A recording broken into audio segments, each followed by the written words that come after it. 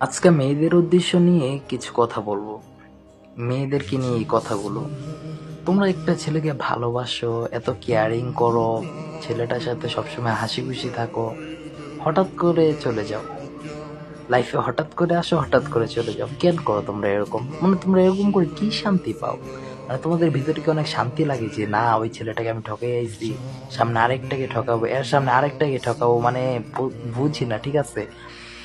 তো তোমরা যে ঠকাও, তোমাদের এতটুকু বিবেক নাই যে আমি যে তাকে ঠকাইতেছি আমিও তো একদিন একদিন ঠকে যাব।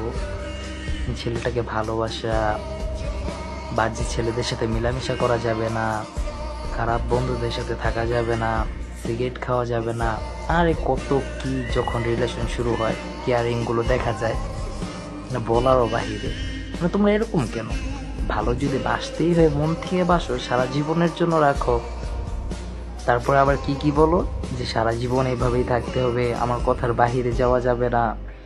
1 থেকে 2 দিন, 2 থেকে 3 দিন, মানে 1.5-2 মাস না যেতেই ব্রেকআপ। মানে এটা কি আজব! তোমরা কি ভালোবাসে নাকি ছেলে খেলা করো, মানে মজা করো, ফাইজলামানি করো? ভালো তাকেই বাসা উচিত যে তোমাকে মন থেকে ভালোবাসে। ভালো তো তাকেই বাসা উচিত যে তোমার স্বার্থ ছাড়া তোমার পাশে থাকতে চায়।